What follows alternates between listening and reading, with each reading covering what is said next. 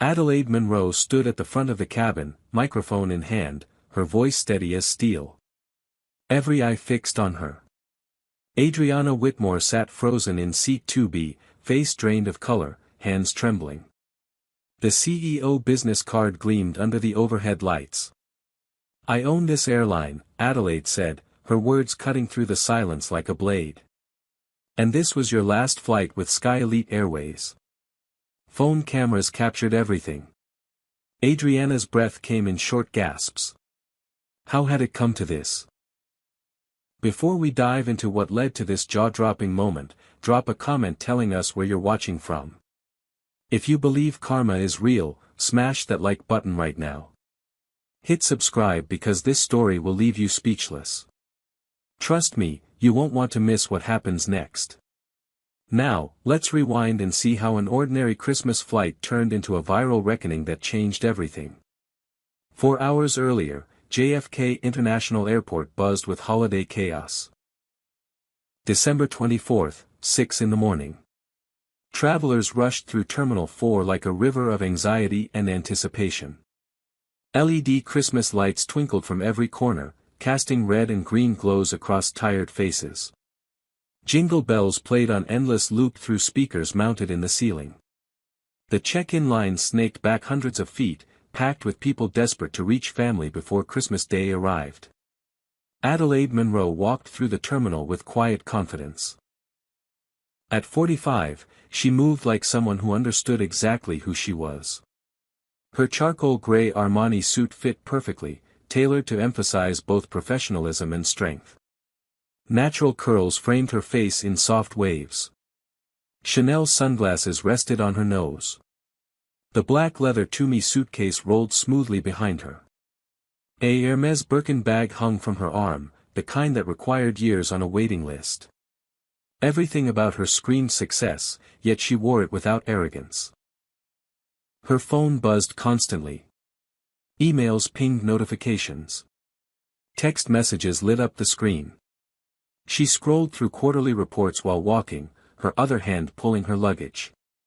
Despite the elegant exterior, worry lines creased her forehead. Her mother lay in a Dallas hospital, cancer eating away at her strength. Adelaide had promised to be there for Christmas. Nothing would stop her. She paused near gate C42, finding a quiet corner. Her fingers trembled slightly as she dialed. 2 rings. 3. Then a weak voice answered. "Hello, baby." Adelaide's throat tightened. "Hi, Mama. How are you feeling?" "Better now that I hear your voice." "You coming home today?" "I'm at the airport right now. Boarding starts in 30 minutes. I'll be there before lunch." Her mother coughed, the sound rattling through the phone. "You sure? Don't want you rushing if you're busy with work." "Mama, stop. There's nowhere else I'd rather be than with you on Christmas." A pause. Then softly, "I love you so much, Adelaide." "I love you too, Mama. Stay strong. I'm coming." Adelaide ended the call and wiped her eyes quickly. Tears would smudge her makeup. She took 3 deep breaths, centering herself. Her mother had survived so much. Poverty in rural Texas. Racism that tried to break her spirit. Single parenthood after Adelaide's father left. Through it all, she'd raised her daughter to believe she deserved every good thing this world offered. Adelaide had built an empire to prove her mother right. Across the waiting area, another woman sat with very different energy. Adriana Whitmore perched on the edge of her seat like a queen surveying her kingdom. 52 years old, blonde hair chemically lightened to an almost white shade.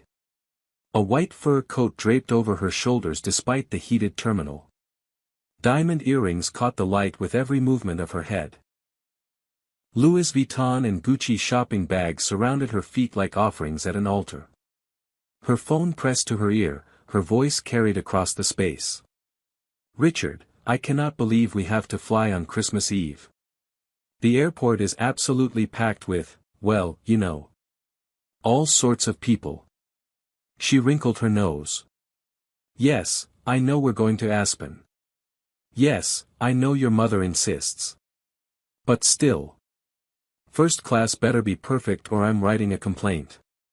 She hung up and sighed dramatically. Her eyes swept the waiting area and landed on Adelaide.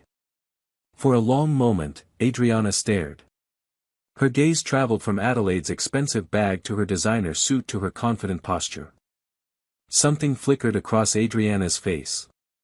Confusion, perhaps. Or irritation. She leaned toward the woman next to her, a stranger who looked equally uncomfortable with the attention. I think that woman is in the wrong section, Adriana whispered, though not quietly enough. First class is usually more exclusive. The other woman shifted away, pretending not to hear. Adelaide noticed the comment. Her jaw tightened imperceptibly. She'd heard variations of that sentence her entire life. Different airports, different restaurants, different country clubs. Always the same message, you don't belong here. She returned to reading the Wall Street Journal on her tablet, refusing to give Adriana the satisfaction of a reaction. 15 minutes crawled by. The gate agent's voice crackled over the intercom. Good morning, everyone. Sky Elite Airways is pleased to begin boarding flight SE-724 to Dallas. We'll start with our first-class passengers and Sky Elite members. Please have your boarding passes ready. Adelaide stood smoothly, collecting her belongings. She walked to the gate agent with her phone already displaying her digital boarding pass. The young woman scanned it and smiled warmly. Welcome aboard, Ms. Monroe. Enjoy your flight. Thank you. Behind her, Adriana rushed forward, her heels clicking sharply on the tile floor. As Adelaide stepped toward the jetway, Adriana's voice rang out. Excuse me. She addressed the gate agent loudly. You should probably check her ticket again. She doesn't look like a first-class passenger to me. Every head turned. The gate agent's smile faltered. Adelaide stopped walking. Slowly, deliberately, she turned around. Her eyes met Adriana's without flinching. No anger showed on her face. Just ice-cold composure. The gate agent stammered, "Ma'am, her ticket is definitely first class." Adriana's lips pressed into a thin line. Well. How surprising. Adelaide said nothing. She simply turned back toward the jetway and walked forward, her posture perfect, her head high. Behind her, she heard the gate agent quietly telling Adriana to proceed. The game had begun. The first-class cabin of the Boeing 787 gleamed with luxury. Only 12 seats total, arranged in a 2-1-2 configuration. Cream leather seats wide enough to sleep in. Personal entertainment screens. Real wood trim along the walls. The scent of fresh coffee and warm bread wafted from the galley. Adelaide reached seat 2A, the window seat on the left side. She placed her Hermes bag in the overhead compartment carefully, then settled into her seat. Her laptop emerged from her carry-on. Work never stopped, even on Christmas Eve. Footsteps approached. Adelaide glanced up. Adriana stood in the aisle, staring at the seat assignment on her boarding pass with visible horror. Her finger pointed at 2B. The middle seat. Right next to Adelaide. No. Adriana said the word like a curse. Absolutely not. She spun toward the back of the plane where flight attendant Aileen Foster was helping another passenger. Excuse me. I need to speak with you immediately. Aileen hurried forward, her expression professionally pleasant. Yes, ma'am. How can I help? I need to change my seat. Adriana's tone left no room for negotiation. I'm so sorry, but we're completely full today. Christmas Eve is our busiest travel day. I don't care if you're full. I cannot sit here. Adriana's eyes cut toward Adelaide, the implication clear without words. Aileen followed her gaze. Understanding dawned on her face, followed by discomfort. "Ma'am, I really don't have any other seats available in first class."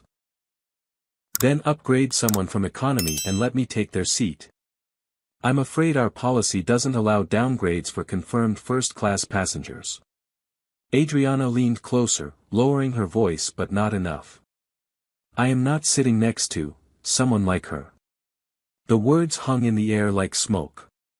Adelaide's fingers paused on her laptop keyboard. She counted to 5 in her head. Her mother's voice echoed in her memory, "Baby, don't let them see you break. Stay calm. Stay dignified. That's when you win." She said nothing.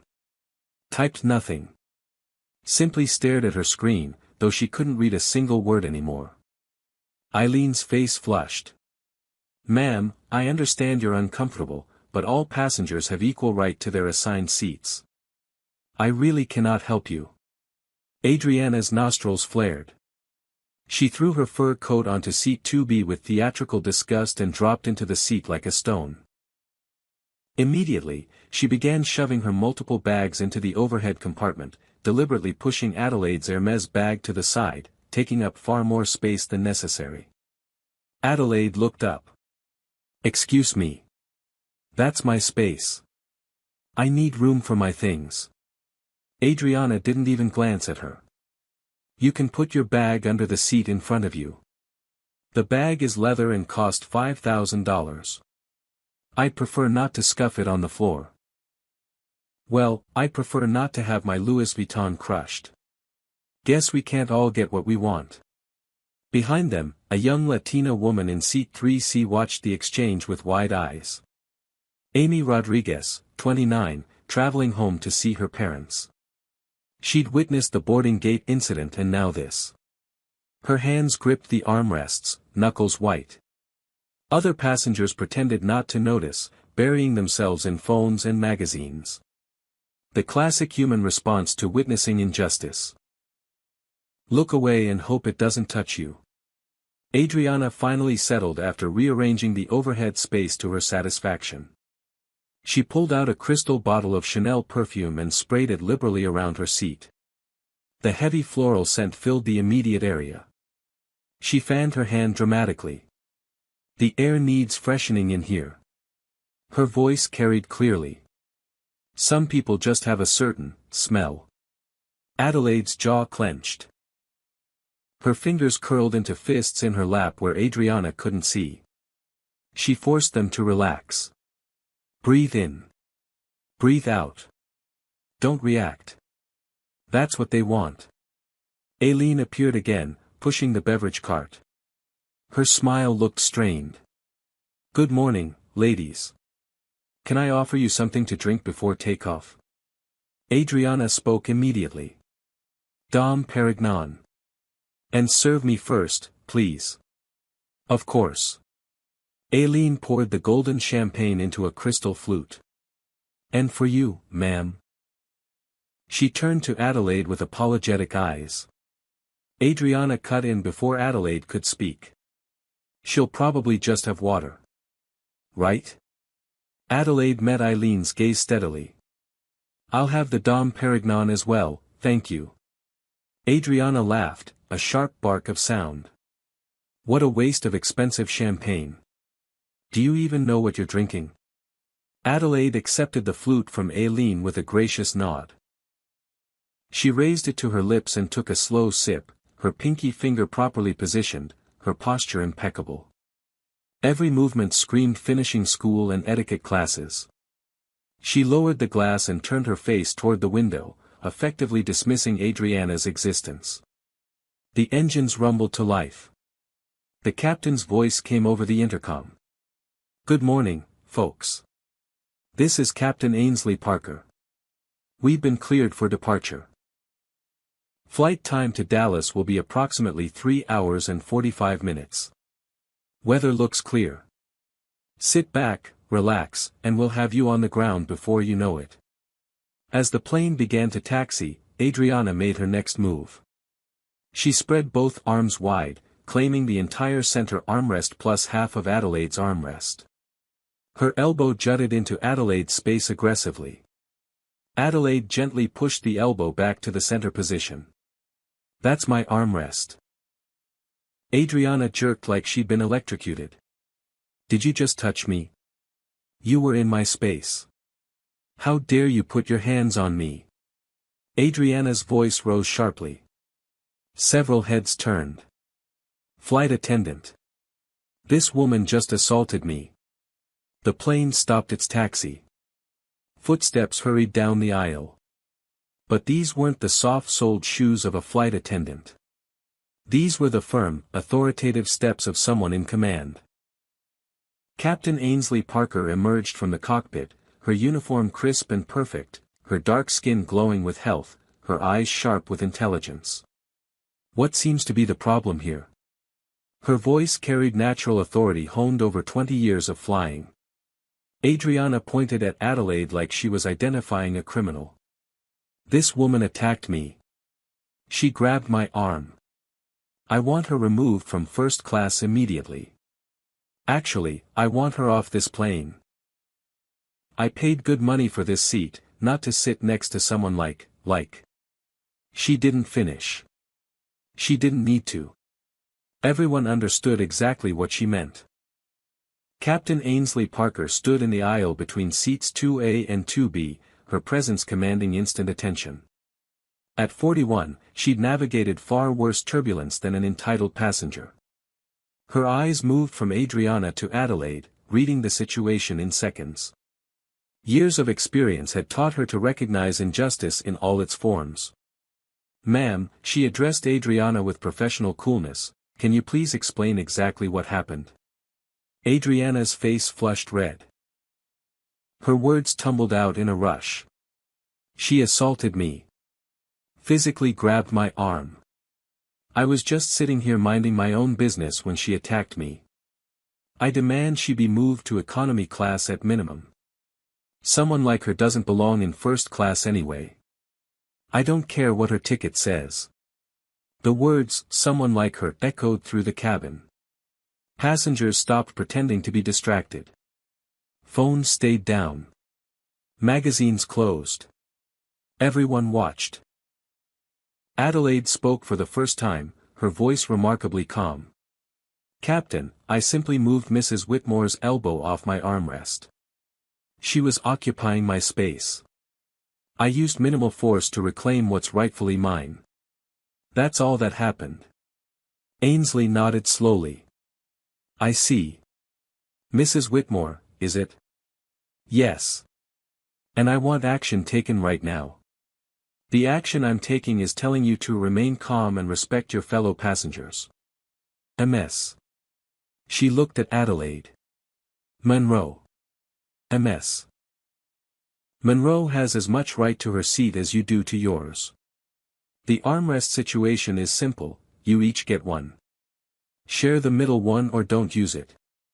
But there will be no more disruptions on my aircraft. Are we clear? Adriana's mouth fell open. You're taking her side. Of course you are. You're both. She stopped herself, but barely. Amy Rodriguez couldn't stay silent anymore. She unbuckled her seatbelt and stood up, leaning over her seat. Excuse me, Captain. I witnessed everything from boarding. This lady has been harassing Ms. Monroe since we got on the plane. She made racist comments at the gate, pushed her bag out of the overhead bin, and has been making snide remarks non-stop. You stay out of this. Adriana whipped around. This is none of your business.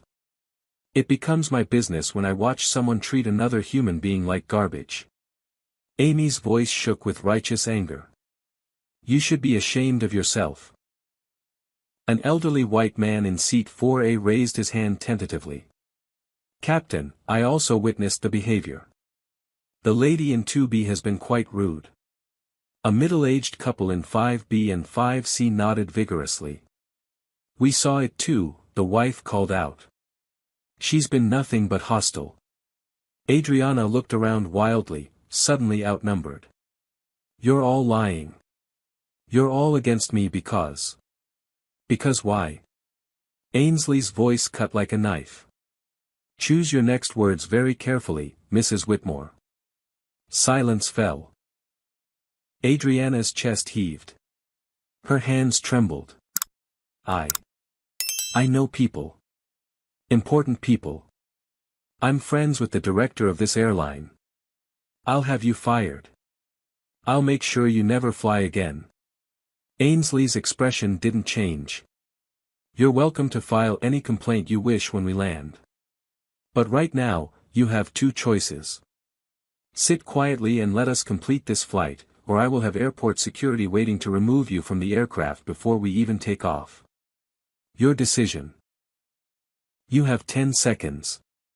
Adriana's face went through several shades of red and purple. She looked at Adelaide with pure hatred, then back at Ainsley. Finally, she collapsed into her seat like a deflated balloon. Fine. Whatever. This is unbelievable. Thank you for your cooperation. Ainsley turned to Adelaide. Ms. Monroe, I apologize for this disruption. Please let any crew member know if you experience any further issues. Adelaide nodded. Thank you, Captain. Ainsley's eyes held Adelaide's for an extra moment. A flash of recognition passed between them. Two black women in positions of authority, dealing with the same tired prejudice in different uniforms. Ainsley gave an almost imperceptible nod of solidarity before returning to the cockpit. The plane resumed its taxi. Within minutes, they were airborne, climbing through the December sky. Adelaide returned her attention to her laptop, though her hands shook slightly as she typed. She willed them to be steady. Years of board meetings and hostile negotiations had taught her to compartmentalize. Feel the emotion later. Survive the moment now. Adriana sat rigid in her seat, arms crossed, radiating fury. She pulled out her phone as soon as they reached cruising altitude. Her thumbs flew across the screen. Adelaide could see her composing something, though she tried not to look directly. 10 minutes of tense silence passed. Then Adriana angled her phone toward Adelaide and pressed the camera button. The shutter sound clicked. Adelaide's head snapped toward her. Did you just take my picture? I'm documenting this. Adriana's voice dripped with self-righteousness. I'm going to post on social media about how Sky Elite Airways allows unqualified people into first class.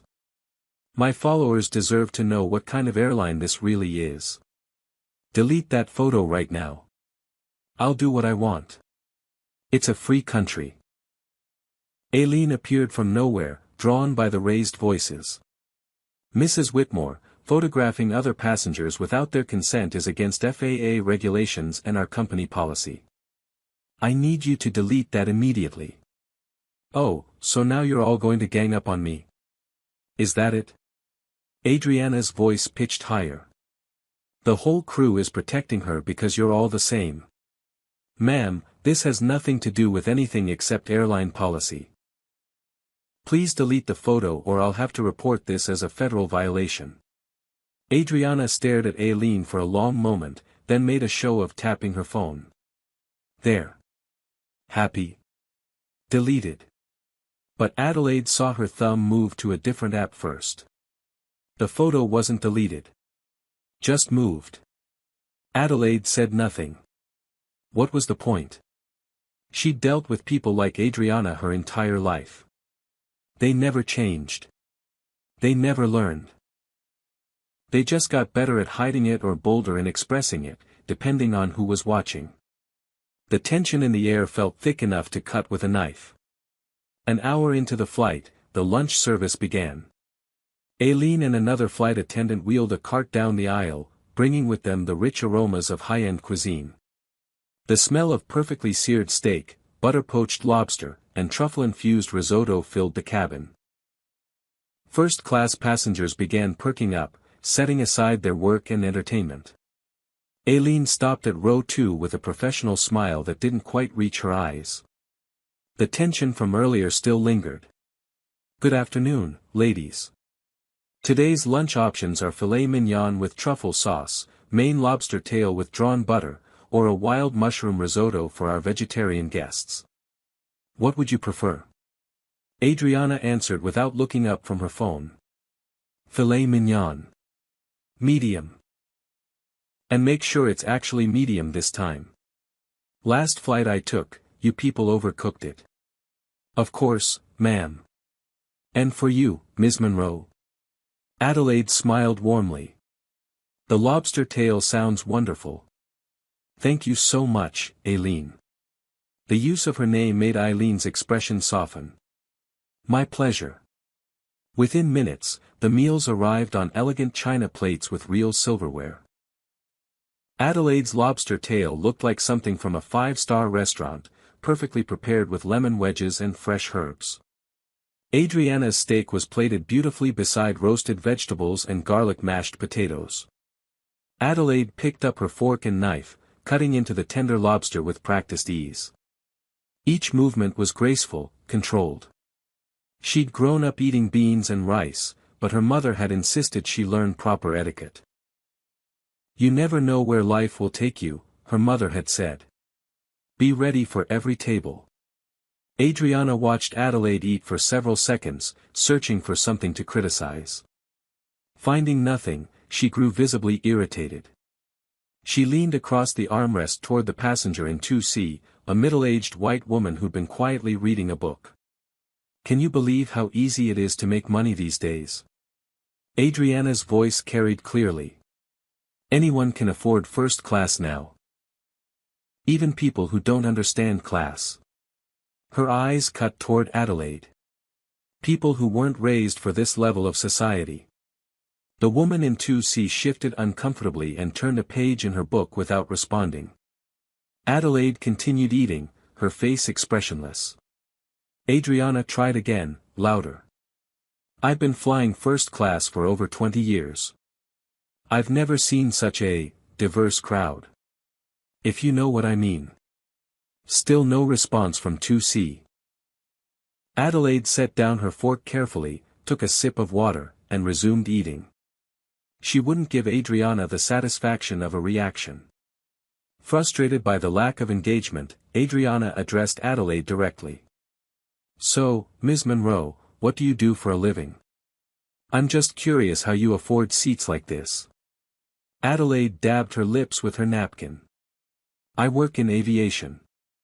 Oh, really? Flight attendant? Adriana's tone dripped with condescension. Or maybe you work at the airport. Baggage handler? TSA agent? Behind them, Amy Rodriguez slammed her hand on her armrest. Okay, that's enough. Mrs. Whitmore, can you please just shut up and eat your food? Some of us are trying to have a peaceful flight. Adriana spun around. How dare you speak to me like that? You have no right. I have every right to call out harassment when I see it. You've done nothing but insult this woman since we boarded. I'm just making conversation. No, you're being racist and cruel, and everybody on this plane can see it. Several passengers pulled out their phones. Red recording lights blinked on. Adriana noticed the cameras and her face went pale, then red again. Turn those off. You can't record me without permission.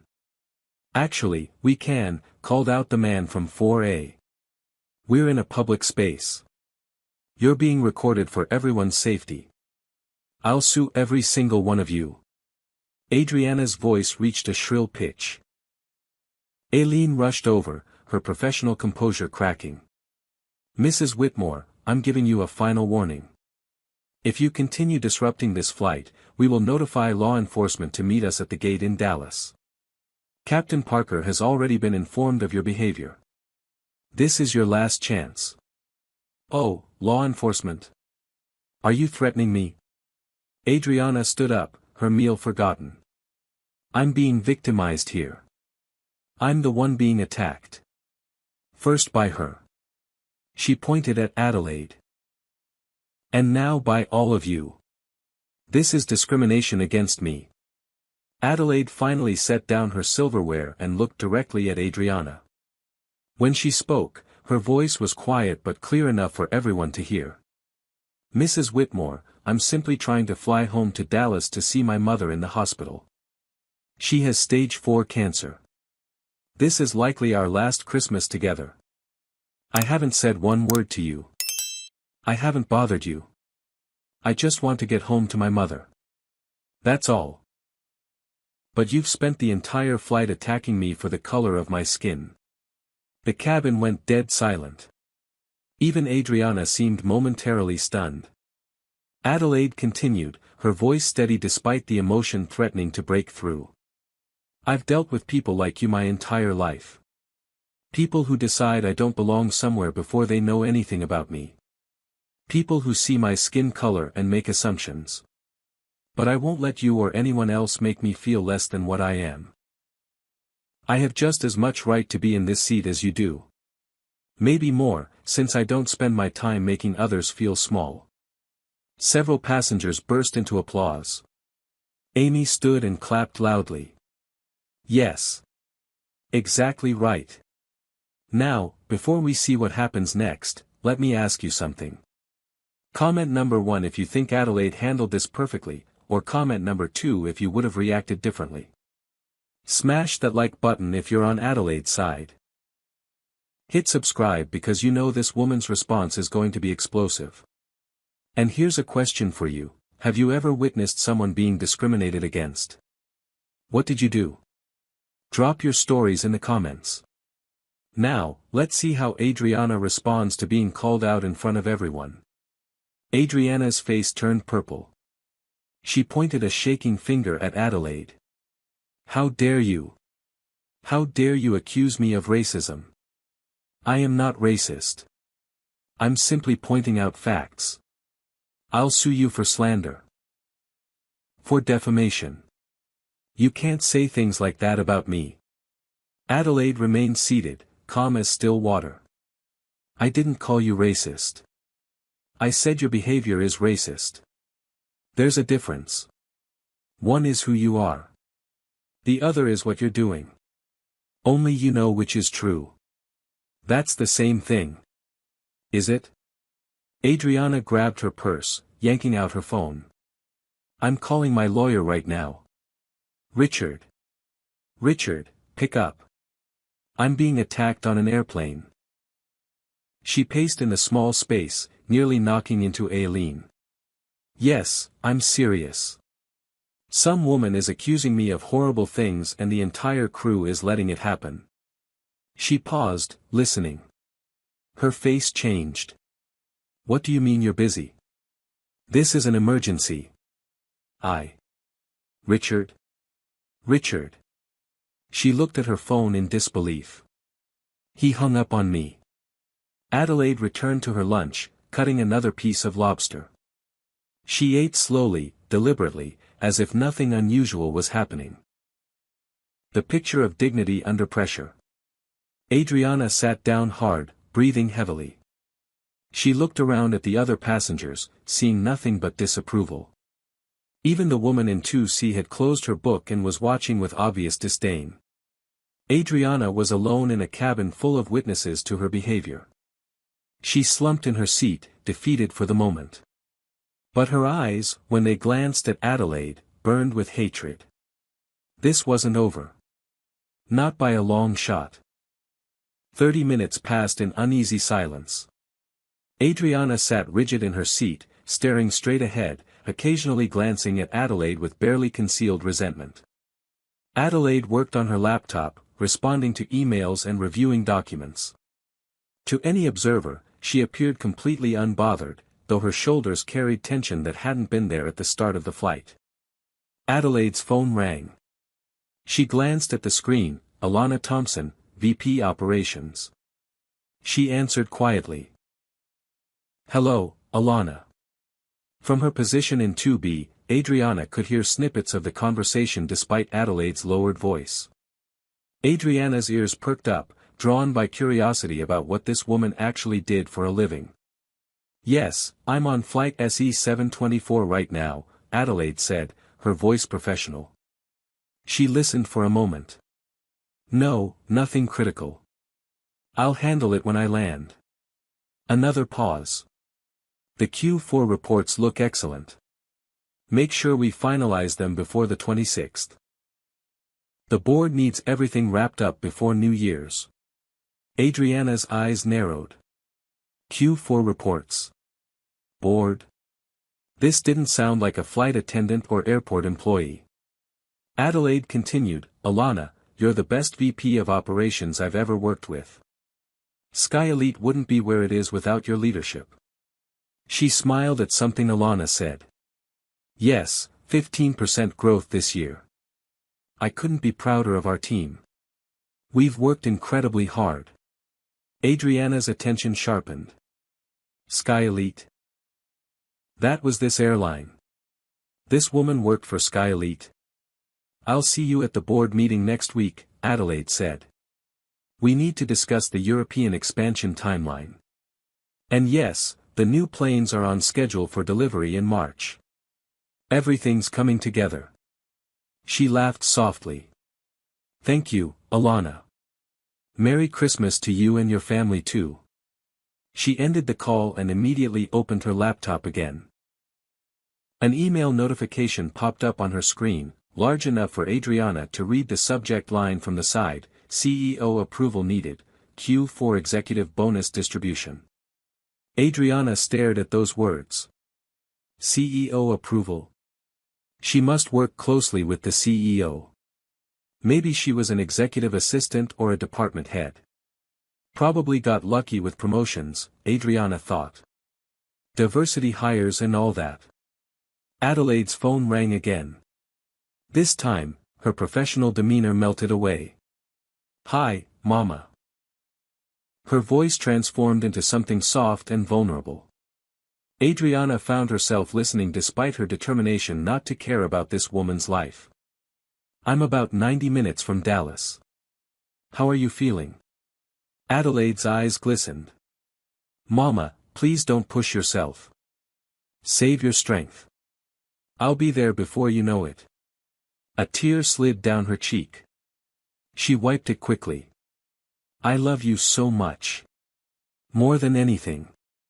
Just hold on for me, okay? We're going to have Christmas together. I promise. She hung up and pressed her fingers against her eyes, trying to stop more tears. Her shoulders shook slightly. She took several deep breaths, composing herself. When she lowered her hands, her face was professionally neutral again, but her eyes remained red-rimmed. Amy Rodriguez saw this from her seat behind them. Her heart broke for Adelaide. She leaned forward and touched Adelaide's shoulder gently. Are you okay? Adelaide glanced back and nodded. Thank you. I'm fine. Just worried about my mother. I'll be praying for her. I appreciate that. Adriana witnessed this exchange with something that might have been discomfort flickering across her face. But it vanished quickly, replaced by her familiar expression of disdain. She pulled out her own phone and began typing furiously. Adelaide could see her composing an email. She caught glimpses of the text, complaint regarding flight SE-724, unacceptable passenger in first class. Demand full refund and compensation, will never fly Sky Elite again unless changes are made. Adelaide almost laughed. Almost. Instead, she turned her attention back to her own work. Let Adriana write her complaint. It would make for interesting reading in a few hours. The overhead speakers crackled to life. Captain Ainsley Parker's voice filled the cabin. Good afternoon, everyone. We're currently cruising at 39,000 feet over Oklahoma. Weather ahead looks clear. We should have a smooth descent into Dallas. Current time in Dallas is 12:15 p.m., temperature is 38 degrees. We'll be landing in approximately 90 minutes. Flight attendants, please prepare for cabin service. Adriana heard 90 minutes and felt a wave of relief. Soon this nightmare flight would end. She'd get off this plane, file formal complaints with everyone she could think of, and never think about that woman in 2A again. She'd make sure her social media followers heard all about this travesty. Maybe she'd even contact a news station. White woman discriminated against on Christmas flight, that would get attention. She returned to her phone, opening her email app. She navigated to customer service at skyelite.com and began composing a detailed complaint. To whom it may concern, I am a frequent first-class passenger and VIP member of Skyelite Airways. Today, December 24th, I experienced the most appalling service of my life on flight SE-724 from New York to Dallas. Not only was I forced to sit next to an inappropriate passenger who did not belong in first class, but when I rightfully complained, the entire crew turned against me. She typed paragraph after paragraph, crafting her narrative, painting herself as the victim. She described Adelaide as aggressive, inappropriate, threatening. She claimed Adelaide had assaulted her.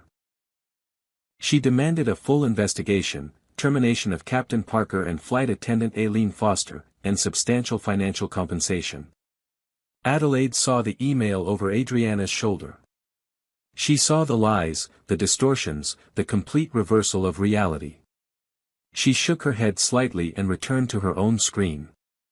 Aileen approached their row again, this time with a different demeanor. She leaned down close to Adelaide and spoke very quietly. Ms. Monroe, I want to apologize again for everything that's happened today. This is completely unacceptable. I filed a full report with the captain. We take incidents like this very seriously. Adelaide smiled warmly at her. Aileen, you've done nothing wrong. In fact, you and Captain Parker have been wonderful. Please don't worry about me. I'm fine. Still, I'm so sorry. No passenger should have to deal with this. Aileen hesitated, then added even more quietly, especially not you, ma'am. Something in the way she said, you, caught Adriana's attention. Why, especially not you? What was special about this Adelaide Monroe person? Adriana found herself Googling the name before she consciously decided to do so. Her fingers typed, Adelaide Monroe, into the search bar. The results loaded. Her breath caught in her throat. Her face went white. Then red. Then white again. The top result showed a professional headshot of Adelaide in a navy business suit, smiling confidently at the camera. Beneath the photo, Adelaide Monroe, founder and CEO, Skyelite Airways. Adriana's hands began to shake. She scrolled down, desperate to prove this was a different Adelaide Monroe. But article after article confirmed the truth. Forbes, Adelaide Monroe named one of America's most powerful black women in business. Bloomberg. How Skyelite Airways grew from startup to $3 billion valuation under CEO Adelaide Monroe. CNBC interview, Adelaide Monroe on building an airline empire. Adriana clicked on one article with trembling fingers. She read, Monroe founded Skyelite Airways in 2015 with a single leased aircraft and a vision for premium service at competitive prices. 10 years later, she owns 65% of the company, which now operates 147 planes across North America. The phone nearly slipped from Adriana's hands. She grabbed it tighter, reading more. Every article confirmed the same information. Adelaide Monroe wasn't just an employee. She wasn't a department head or executive assistant. She was the founder.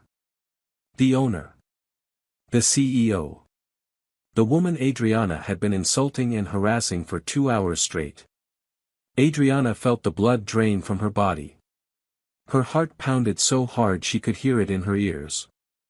This couldn't be happening. This couldn't be real. She glanced at Adelaide, who was calmly working on her laptop as if nothing unusual was happening. Because to Adelaide, this probably wasn't unusual. She probably dealt with people making assumptions about her constantly. And she just sat there, taking abuse from Adriana, saying nothing about who she really was. Adriana's mind raced. The email she just sent to customer service at skyelite.com. It would go directly to Adelaide's company. Possibly to Adelaide herself. Oh God. The complaint demanded the CEO investigate. The CEO she'd been harassing. The CEO who owned the airline. Adriana felt nauseous. She thought about every word she'd said. Every implication. Every insult. All of it recorded on multiple phones. All of it witnessed by dozens of passengers. All directed at the woman who literally owned the company. She had to fix this. Somehow. Ms. Monroe. Her voice came out as a croak. She cleared her throat. Ms. Monroe. Adelaide looked up, her expression neutral. Yes. I didn't realize. Adriana couldn't finish the sentence. Didn't realize what? That you work for. Still couldn't say it. Adelaide's eyes held no warmth. That I work in aviation.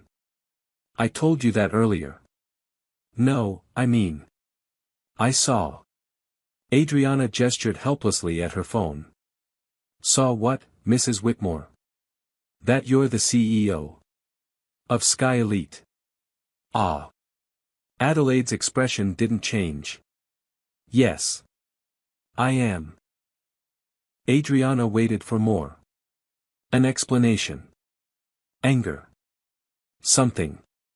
But Adelaide simply turned back to her laptop and continued working. I'm sorry, Adriana whispered. I didn't know. Adelaide stopped typing. She turned back slowly, her eyes piercing. Would it have mattered if I wasn't the CEO? If I really was a flight attendant or a custodian? Would that have made your behavior acceptable? Adriana opened her mouth. Closed it. No words came. That's what I thought. Adelaide returned to her work. Adriana sat frozen, her mind spiraling into panic about what would happen when they landed. The plane continued its journey toward Dallas while tension in row 2 reached a breaking point. 45 minutes remained until landing. Adriana had consumed 3 glasses of champagne since lunch, and the alcohol was removing whatever filters remained on her behavior. Her face was flushed, her movements slightly uncoordinated. She kept stealing glances at Adelaide, her expression cycling between fear, anger, and confusion. Adelaide continued working steadily on her laptop, reviewing financial projections for the first quarter. Her mother's face kept appearing in her mind, but she pushed the worry aside. Focus on work. Stay busy. Don't think about Adriana Whitmore or the ugliness of this flight. Soon she'd be at the hospital. Soon she'd hold her mother's hand. Soon this would all be over. Adriana suddenly swiveled in her seat to face Adelaide directly. The champagne had given her courage or at least removed her inhibitions. So let me get this straight. You're really the CEO? Adelaide didn't look up. Yes. Of this airline? Sky Elite Airways? That's correct. How? The word came out louder than Adriana intended. Now Adelaide looked up, her eyebrows raised. How? How does someone like you become a CEO? Adriana's words slurred slightly. I mean, what did you actually do? Affirmative action. Diversity hire. Sleep your way to the top. Because there's no way. She didn't finish because the entire cabin erupted. Amy Rodriguez shot to her feet. Are you kidding me right now? Are you actually this stupid? The man in 4A stood up too. Ma'am, you need to stop talking. Immediately. You're embarrassing yourself and all of us. Other passengers joined in, a chorus of disapproval and disgust. Unbelievable. Someone make her stop. I can't believe what I'm hearing. Adriana looked around wildly. What? I'm just asking a question. It's a legitimate question. People want to know how someone from her background ends up running a major corporation. There's nothing wrong with asking. Adelaide closed her laptop slowly and deliberately. She turned to face Adriana fully for the first time since boarding. When she spoke, her voice was quiet but it cut through all the other noise like a blade. You want to know how I became CEO? I'll tell you. I graduated summa cum laude from MIT with degrees in aerospace engineering and business administration. I worked at Boeing for 6 years, designing aircraft systems. I saved every penny I earned. In 2015, I maxed out my credit cards, took out a second mortgage on my mother's house, and leased one single airplane. I flew routes nobody else wanted. Early morning flights. Red ice. Short regional hops that barely broke even. I cleaned that plane myself between flights. I handled baggage. I worked the ticket counter. I did everything because I couldn't afford to hire help. The cabin had gone completely silent. Everyone was listening. Adelaide continued, for 3 years, I worked 18-hour days, 7 days a week. I grew my fleet one plane at a time. I treated every customer like royalty. I paid my employees better than any competitor. I invested in safety and training when other airlines cut corners. And slowly, people noticed. Passengers chose Sky Elite because we treated them like human beings. Employees came to work for us because we treated them with respect. Investors put money in because we had a solid business model and a track record of growth. She paused, letting her words sink in. Today, 10 years later, Sky Elite Airways operates in 43 states, employs over 8,000 people, and is valued at $3.2 billion. I own 65% of the company stock. Everything I have, I built myself. Nobody gave me anything. Nobody handed me anything because of my skin color. In fact, people like you stood in my way at every turn. Investors who wouldn't meet with me. Banks that wouldn't give me loans. Suppliers who wouldn't take me seriously. Customers who complained about a black woman CEO and demanded to speak to my boss. I proved them all wrong. Not through affirmative action or sleeping around, but through hard work, intelligence, and refusing to accept people's limitations. Adriana's face had gone from red to white. Her mouth opened and closed like a fish. Adelaide wasn't finished. But here's what really tells me everything I need to know about you, Mrs. Whitmore. You didn't ask me these questions because you were curious about business success. You asked because you fundamentally cannot accept that a black woman could achieve what I've achieved through merit alone. Your worldview requires me to have cheated somehow. Because if I didn't cheat, if I earned everything legitimately, then you have to confront the possibility that you're not actually superior just because of the color of your skin. And that terrifies you. I never said.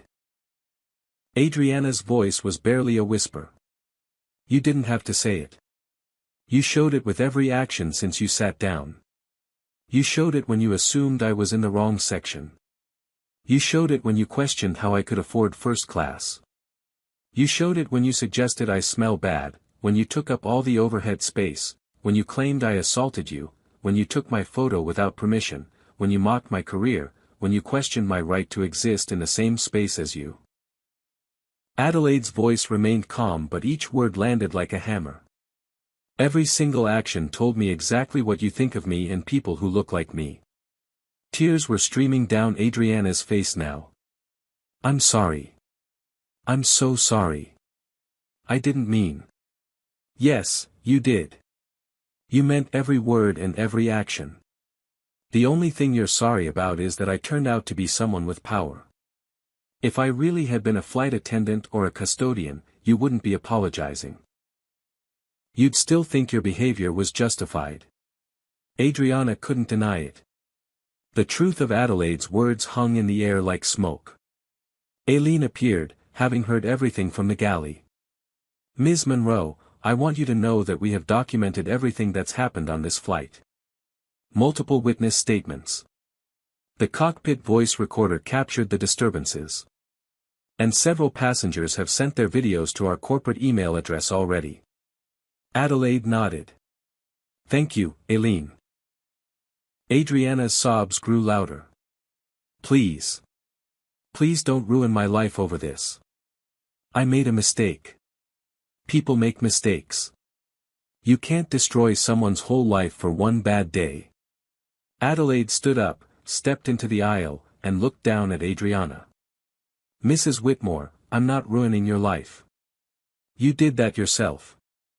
I'm simply ensuring that your actions have consequences. Because people like you have spent centuries facing no consequences.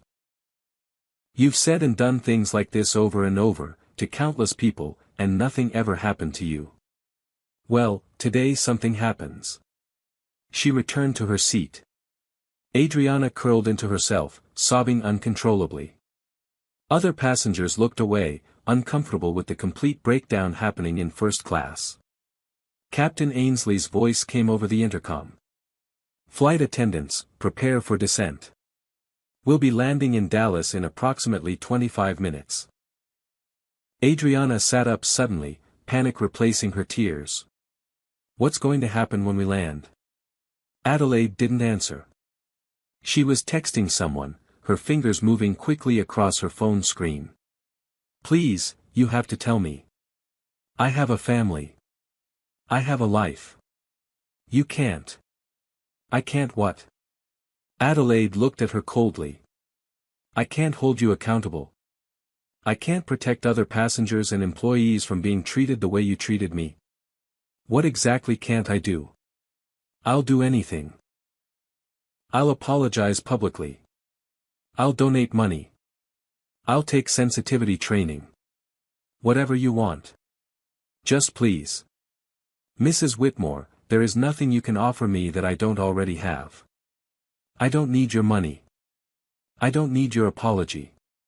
What I need is for you to understand that black people, brown people, all people of color, we're not going anywhere. We're going to keep succeeding. We're going to keep rising. We're going to keep taking up space in first class, in boardrooms, in the CEO's office, in positions of power and influence. And people like you are going to have to deal with that reality. Today was your education. An expensive one, but education often is. The plane began its descent. Ears popped as pressure changed. Through the windows, Dallas appeared below them, sprawling and vast in the afternoon sun. Adriana stared at her hands, all fight gone. She'd lost everything in the span of one flight. And somewhere deep down, a small part of her understood that she deserved it. The Boeing 787 descended smoothly through clear December skies. Seatbelt signs illuminated with a soft chime. Flight attendants walked through the cabin one final time, checking tray tables and seat backs. Adelaide fastened her seatbelt calmly, her face turned toward the window. Adriana fumbled with her own belt, hands shaking so badly she could barely click it into place. Passengers around them were quiet, the usual pre-landing chatter subdued by the drama they'd witnessed. Phones remained out, though most had stopped recording. Several people typed furiously, probably posting on social media about the wildest flight of their lives. The story would be everywhere by nightfall. Adriana knew this with sick certainty. Captain Ainsley's voice filled the cabin. Ladies and gentlemen, we're on our final approach to Dallas-Fort Worth International Airport. Current temperature is 38 degrees Fahrenheit. Local time is 1:45 p.m. Flight attendants, please prepare for landing. Adelaide received a text message. She glanced at her phone and typed a quick response. Adriana tried to see what it said, but Adelaide angled the screen away. The plane touched down with barely a bump, testament to Ainsley's skill. The reverse thrusters engaged with their familiar roar.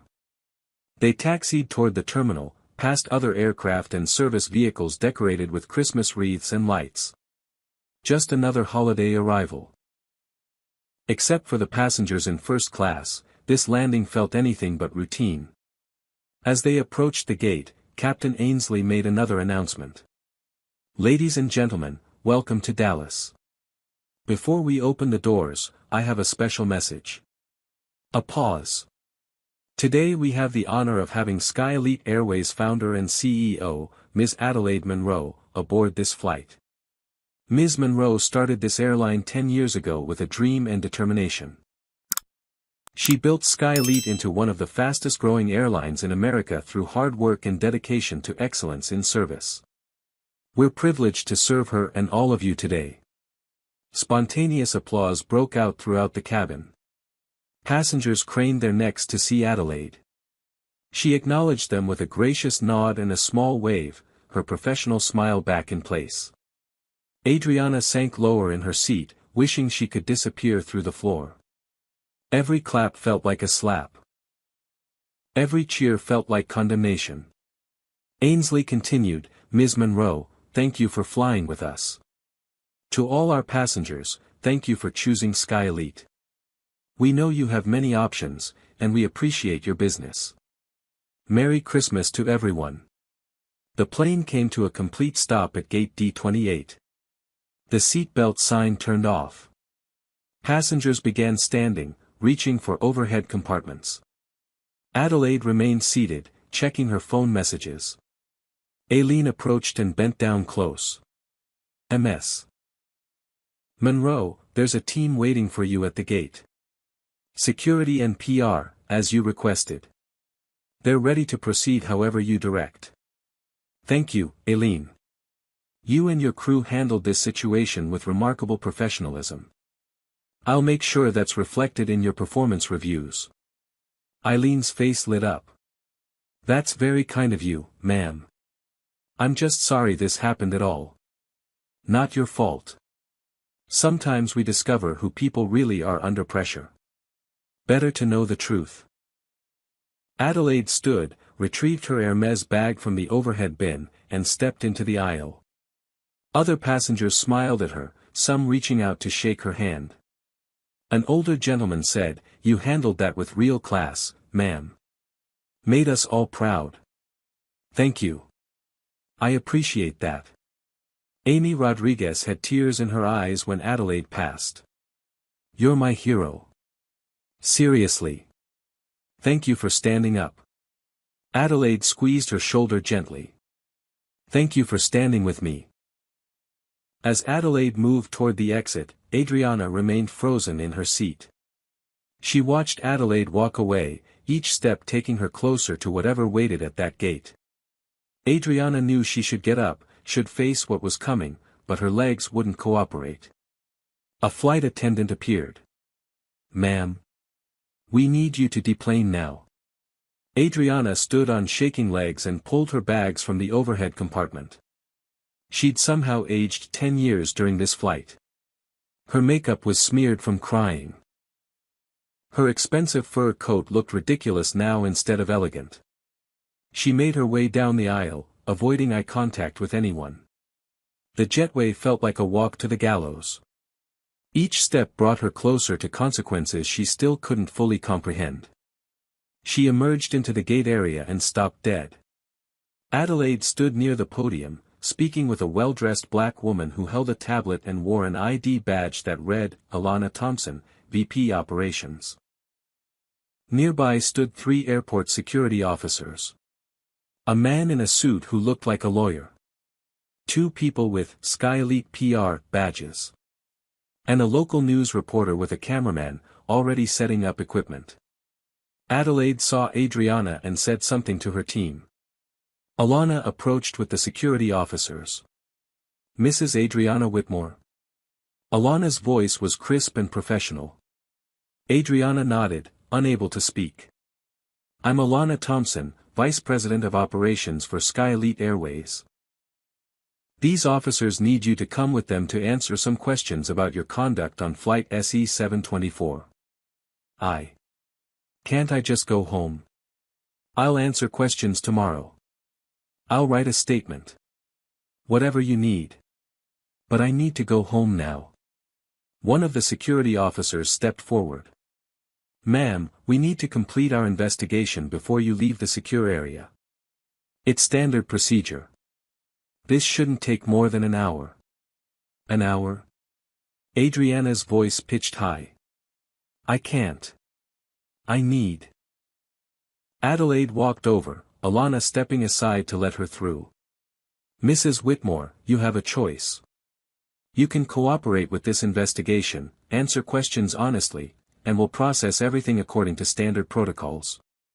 Or you can refuse to cooperate, in which case we'll involve law enforcement and this becomes a federal incident under FAA air rage regulations.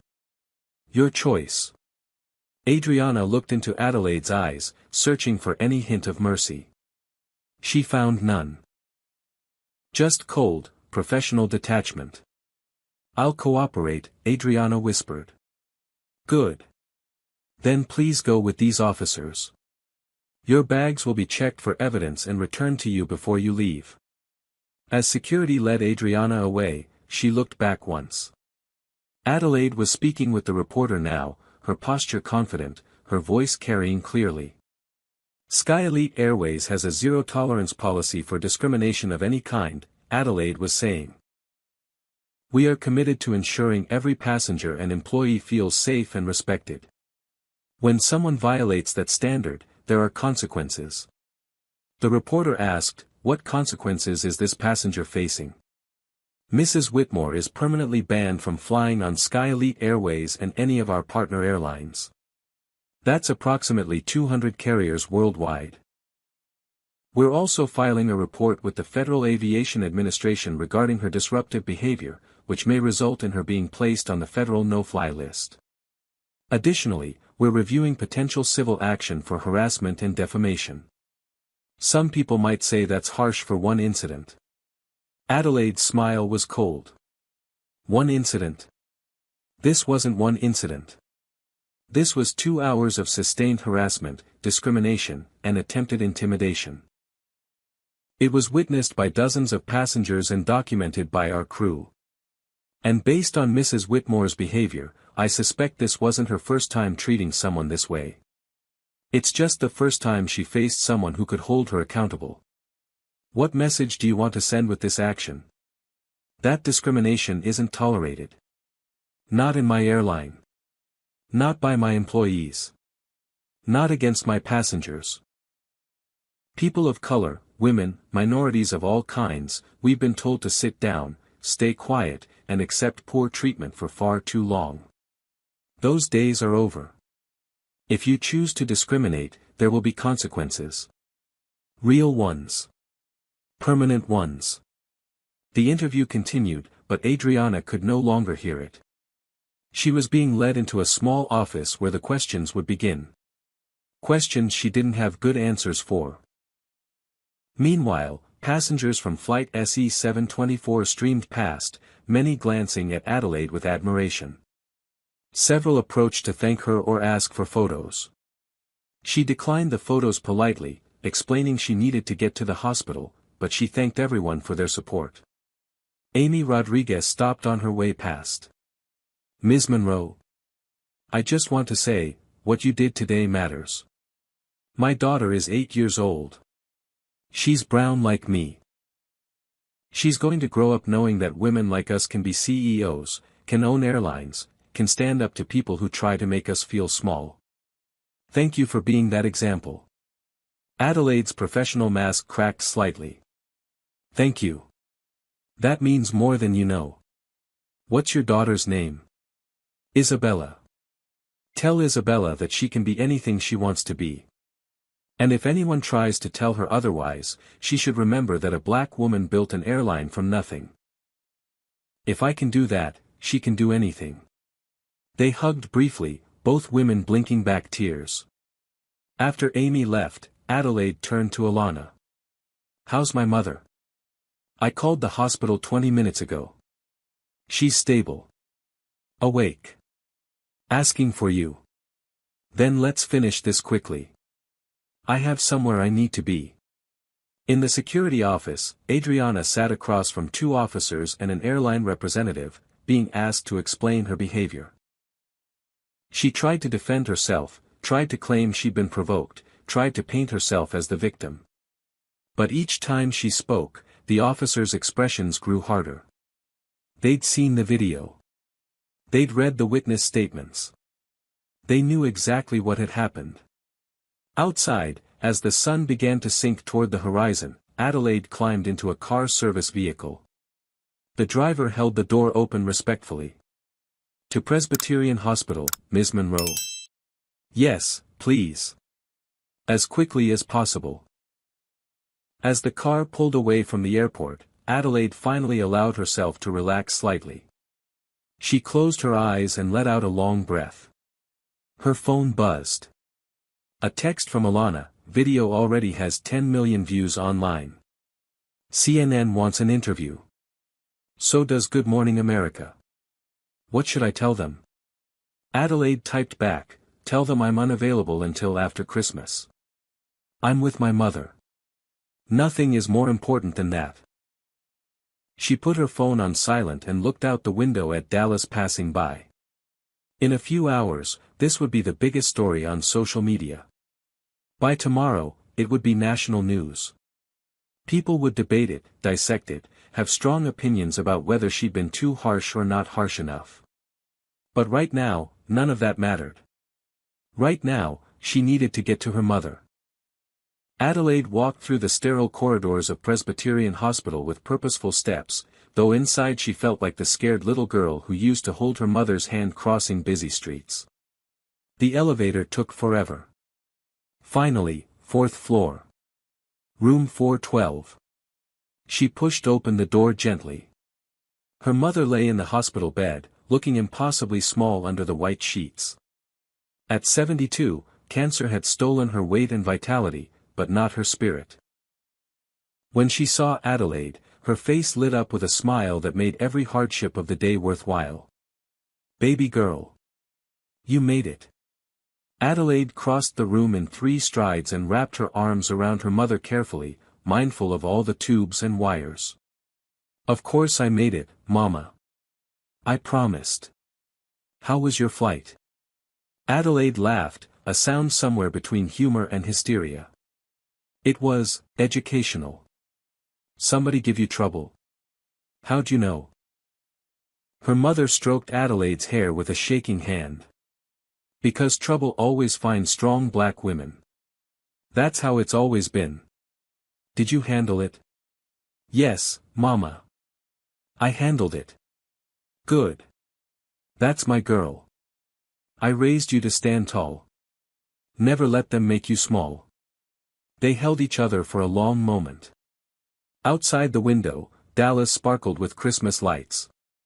Inside this room, surrounded by beeping monitors and antiseptic smells, Adelaide finally felt at peace.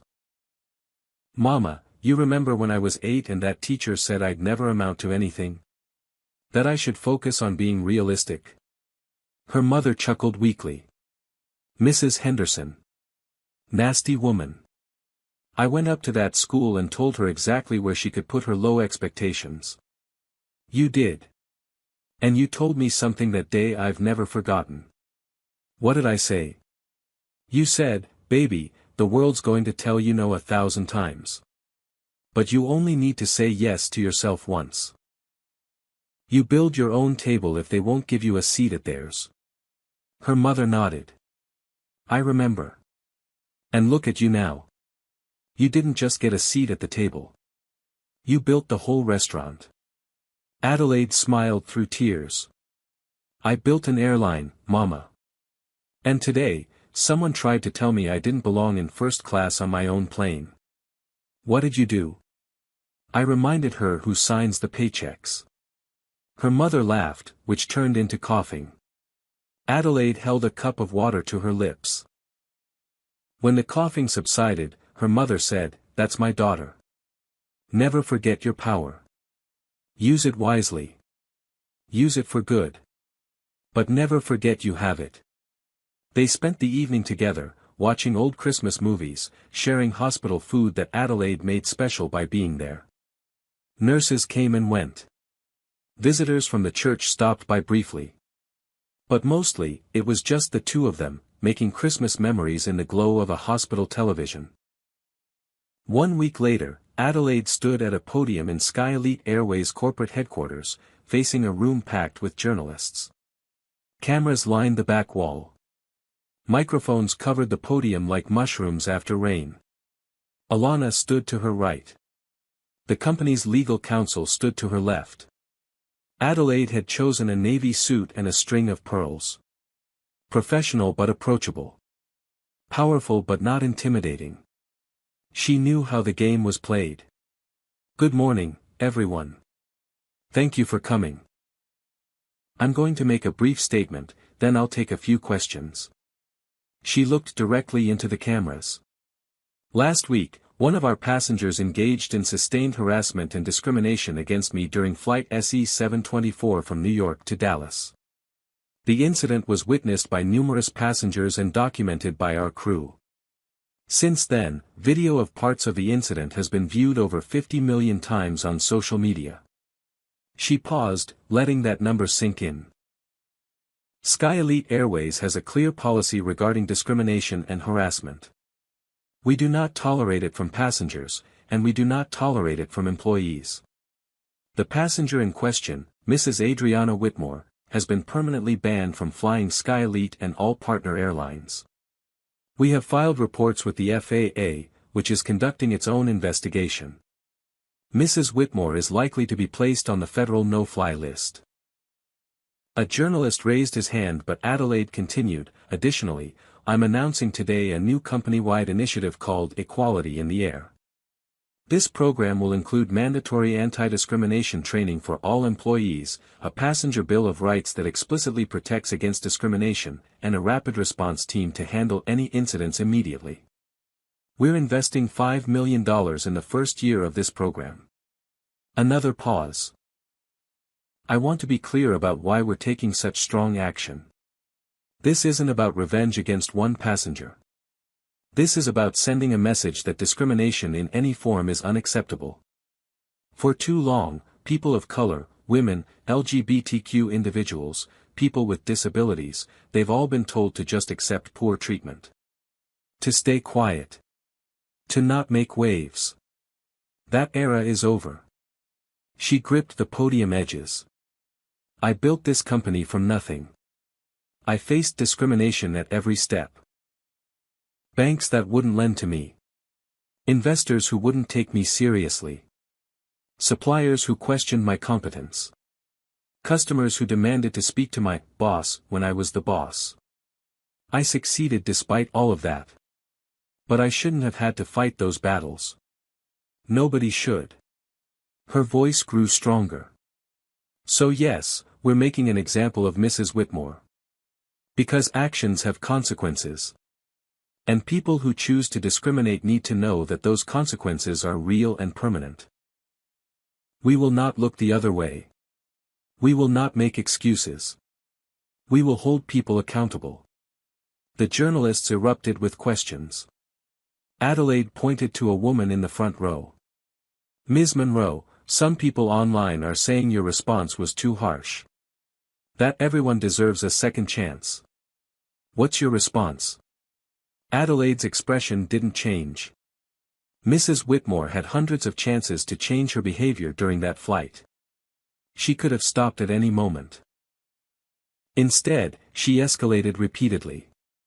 Second chances are for people who make mistakes and learn from them. Mrs. Whitmore made deliberate choices for over 2 hours. Those weren't mistakes. That was who she chose to be.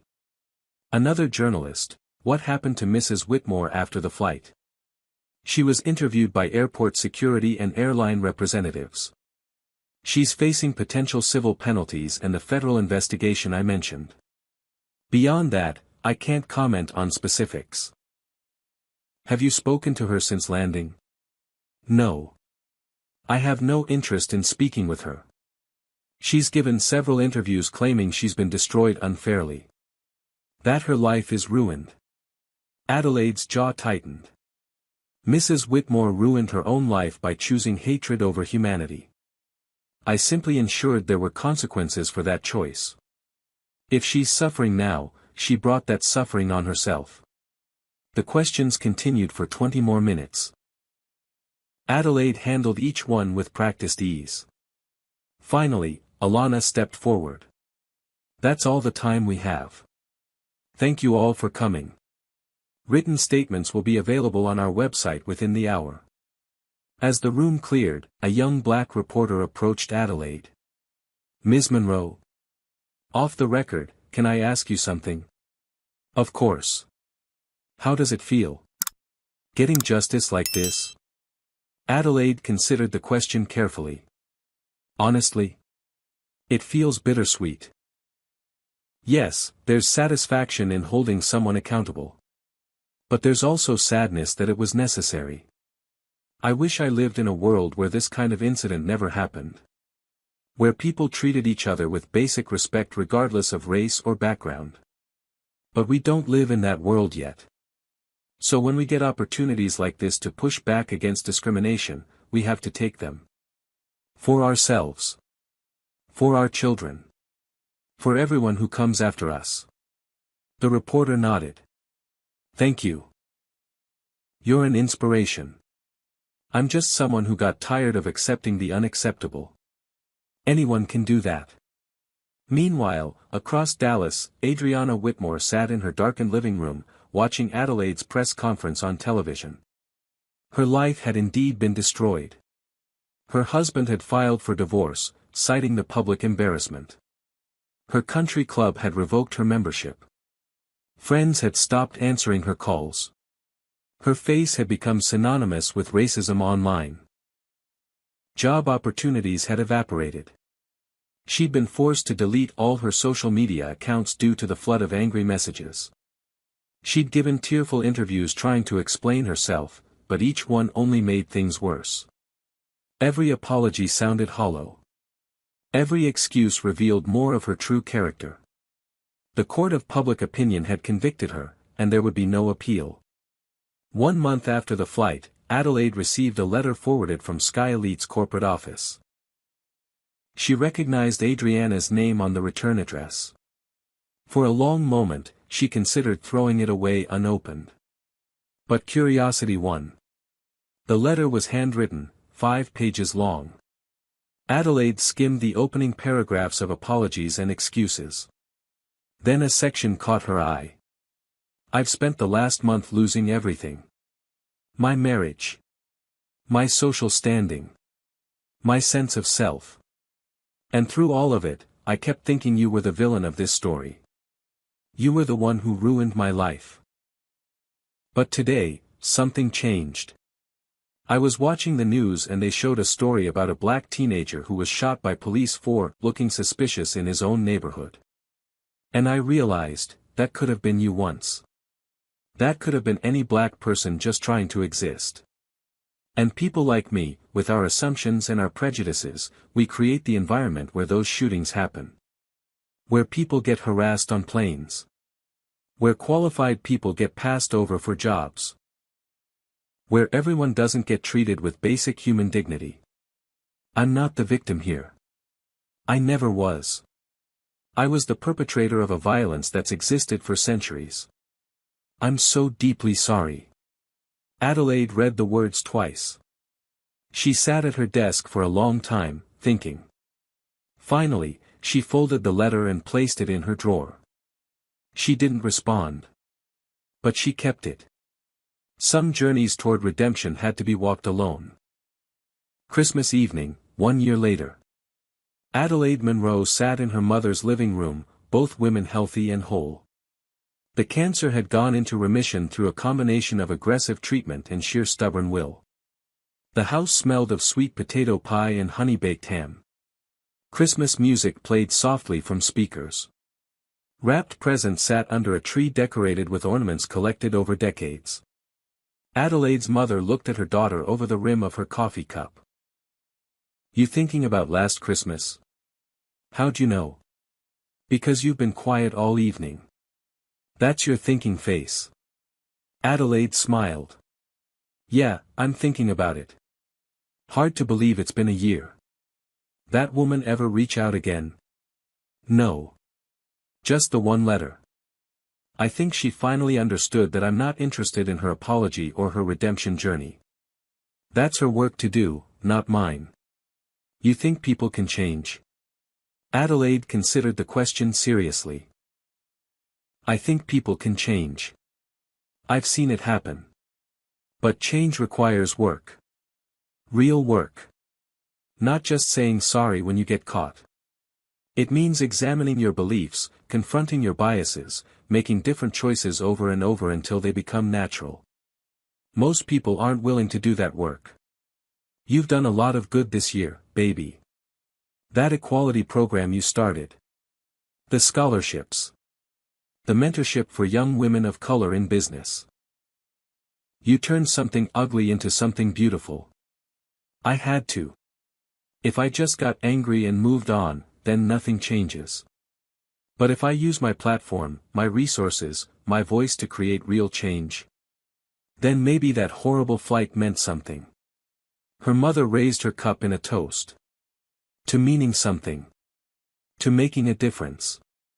To my daughter who doesn't just break glass ceilings, she builds new buildings without them. They clinked cups and drank. Later that night, Adelaide checked her phone and saw an email from Alana. The subject line read, "Year-end numbers are incredible." She opened it and smiled. Sky Elite Airways had grown another 20%. They'd added new routes to Europe. Customer satisfaction ratings had reached all-time highs. Employee retention was the best in the industry. The Equality in the Air program had handled 47 incidents of potential discrimination, resolving most with education and only banning 3 passengers who refused to modify their behavior. But more than the numbers, Adelaide was proud of the culture they'd built. Sky Elite had become known as the airline where everyone was welcome. Where diversity wasn't just tolerated but celebrated. Where flight attendants felt empowered to stand up for passengers facing harassment. Where people of all backgrounds could sit in first class without anyone questioning their right to be there. The video from that Christmas Eve flight still circulated periodically, going viral again whenever discussions about discrimination and accountability resurfaced online. Adelaide had been interviewed by every major news outlet. She'd spoken at conferences and universities. She'd become an unwilling but effective spokesperson for standing up against racism. She received messages daily from people who'd experienced similar situations. Black professionals told they didn't look like executives. Latina mothers questioned about being in upscale stores. Asian entrepreneurs assumed to be employees rather than owners. Their stories broke her heart and steeled her resolve. On New Year's Eve, Adelaide stood in Times Square at a special event hosted by a major network. They were counting down the year's most impactful moments, and someone had decided Adelaide's confrontation with Adriana deserved recognition. She'd initially declined the invitation, uncomfortable with the celebrity aspect. But Alana had convinced her that her presence mattered. As the countdown approached, the host interviewed Adelaide one more time. "Ms. Monroe, looking back at that flight, is there anything you'd do differently?" Adelaide thought carefully. "Honestly? No. I handled it with dignity. I didn't stoop to her level. I didn't respond with anger or aggression. I simply refused to accept treatment I didn't deserve. And when I had the power to hold her accountable, I did. That's all any of us can do. Stand firm in our worth. Refuse to be diminished. And when we have power, use it to protect others who might not have the same ability to protect themselves." What do you want people to remember about this story? That your assumptions about people based on their appearance are probably wrong. That everyone you meet has a story you don't know. That kindness costs nothing but means everything. And that if you choose hatred and discrimination, there are consequences. Real ones. Permanent ones. The crowd erupted in applause. As midnight approached and the ball began to drop, Adelaide found herself thinking about Adriana. She wondered where the woman was tonight. If she'd learned anything. If she'd changed at all. Adelaide would probably never know. But that wasn't her responsibility. Her responsibility was to keep building, keep growing, keep proving that people like her belonged everywhere. In boardrooms. In first class. At the top. And to make sure that the next generation of black girls, brown girls, girls of all backgrounds, never had to fight as hard as she had to claim their space in the world. As the crowd counted down, 10, 9, 8. Adelaide smiled. She'd turned her worst flight into a platform for change. She'd used her voice when silence would have been easier. She'd held someone accountable when letting it go would have been simpler. 3, 2, 1. Happy New Year. Fireworks exploded over Times Square. Confetti rained down. Adelaide raised her glass of champagne to the sky, a silent toast to her mother, to everyone who'd stood with her on that flight, and to everyone still fighting their own battles against discrimination. The new year had arrived. And she'd made sure it was a little more just than the last one. Now, I want to hear from all of you. Comment below if you think Adelaide handled this situation with grace and strength. Hit that like button if you believe racism and discrimination should always have consequences. Subscribe to this channel because stories like this need to be told and shared. And most importantly, share this video with someone who needs to hear this message. Have you ever stood up against injustice?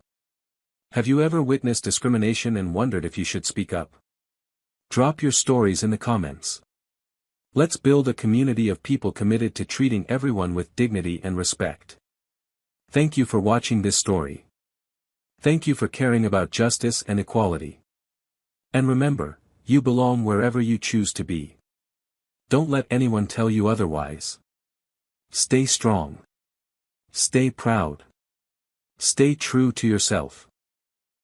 Happy holidays to all of you, and may the new year bring you everything you've worked so hard to achieve. Until next time, keep standing up, keep speaking out, and keep believing that change is possible. This story teaches us profound truths about dignity, accountability, and justice. First, never judge someone's worth by their appearance. Adelaide Monroe faced assumptions based solely on her skin color, yet she owned the very airline questioning her presence. Prejudice blinds us to reality and costs us opportunities for genuine human connection. Second, silence enables discrimination. The passengers who spoke up, Amy Rodriguez and others, demonstrated that bystanders have power. When we witness injustice and say nothing, we become complicit. Speaking up requires courage, but it's essential for change. Third, consequences matter. Adriana Whitmore faced real repercussions for her behavior because Adelaide had the power to enforce accountability. For too long, discriminatory actions went unpunished, teaching perpetrators they could act without consequence. This story shows that times are changing. Fourth, success is the best response to those who doubt you. Adelaide didn't argue or defend herself initially. She simply existed in her excellence, letting her achievements speak louder than any words could. When the truth emerged, it was devastating to those who'd underestimated her. Finally, use your platform for good. Adelaide transformed a painful experience into systemic change through her Equality in the Air program. When we face injustice, we can choose to create something better from it. Personal pain can become collective progress when we channel it toward meaningful action. True power isn't just achieving success, it's lifting others as you climb. What would you have done in Adelaide's position? Would you have stayed calm or confronted Adriana immediately? Drop a comment below with your honest answer. I want to hear your thoughts. If you believe discrimination should always have consequences, smash that like button right now. Hit subscribe and turn on notifications because we share powerful stories like this every week that need to be heard. Here's my question for you: have you ever witnessed someone being treated unfairly because of their race, gender, or background? What did you do? Share your story in the comments. Your experience might inspire someone else to stand up next time. And please, share this video with your friends and family. These conversations are how we create change. Thank you for watching and for being part of a community that believes in justice, equality, and human dignity. Remember, you have the power to make a difference every single day through your choices, your voice, and your actions. May you always stand firm in your worth and never let anyone diminish your light. Until next time, stay strong, stay kind, and keep fighting for what's right. Happy holidays and God bless.